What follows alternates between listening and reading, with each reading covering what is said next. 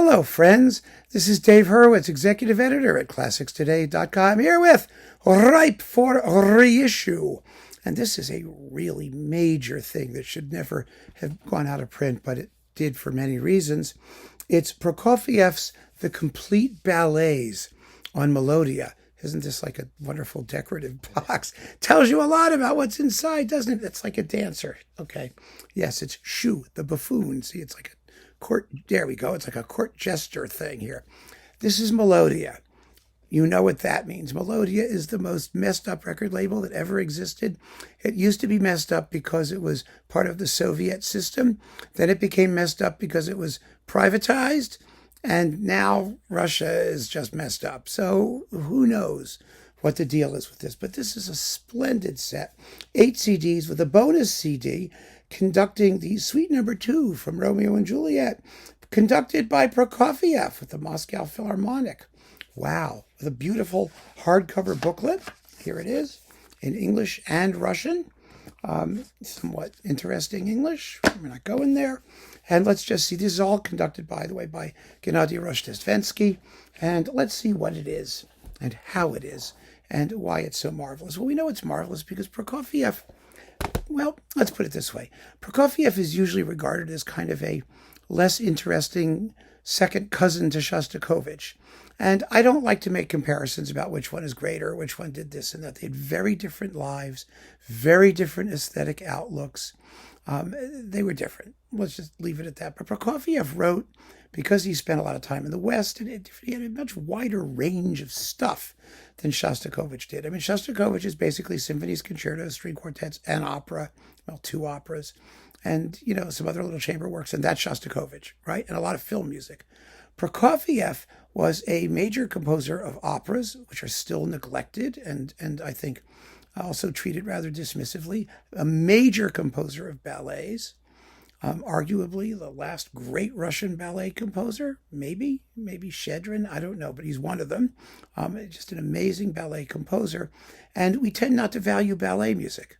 We tend not to value theatrical music. It's part of that horrible, awful, disgusting, obnoxious, German 19th century romantic, snot-nosed, irritating idea that abstract instrumental music has to necessarily be better than music written for the theater or program music, or it's horrible.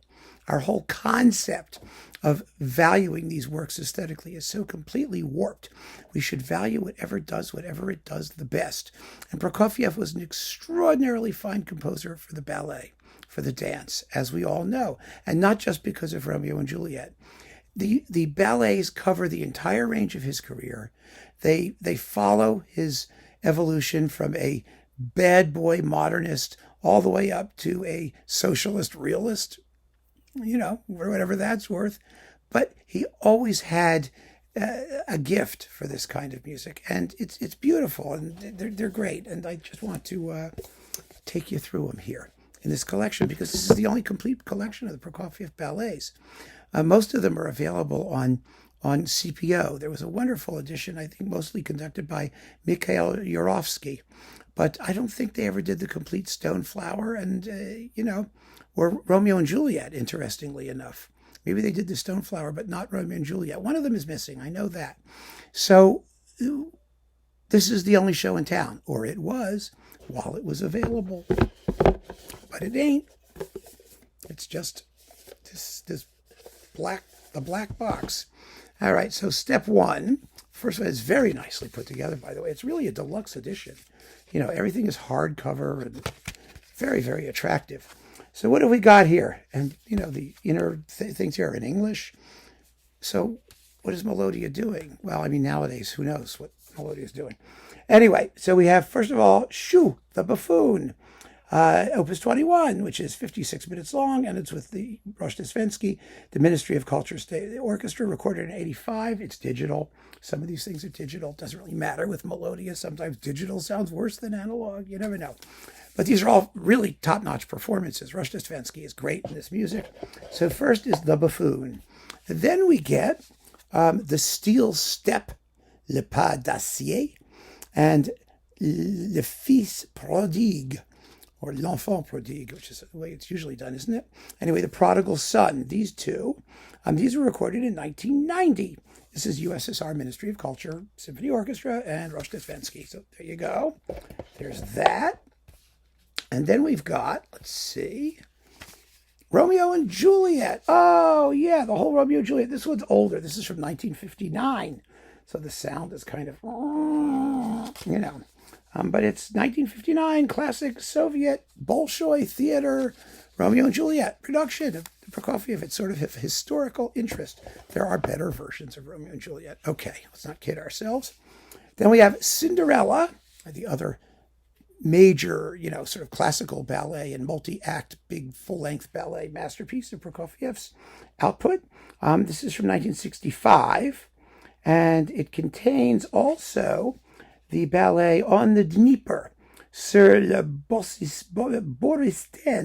That's it, the Boristen. And it's absolutely wonderful, from 1982.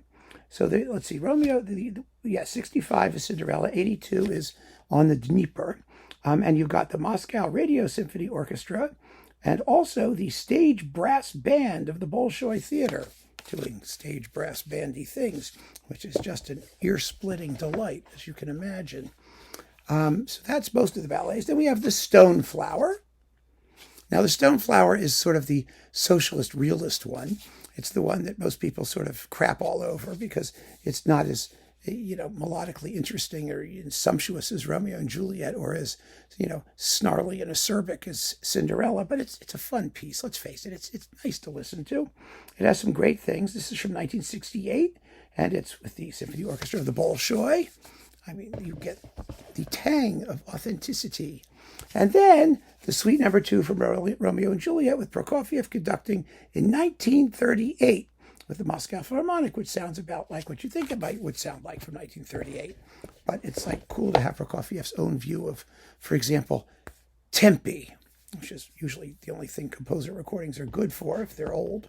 And there we have it, a beautiful black box of the complete Prokofiev ballets. I just wish this would have remained available. I really do.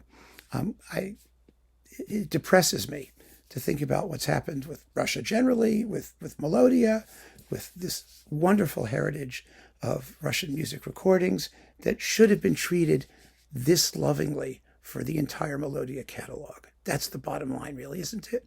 I mean, they really should have done this, because this is the way that it really ought to be presented, packaged, sold, and I don't think there's any chance that it'll ever happen again, that we'll ever have the opportunity to see this legacy packaged and presented this way.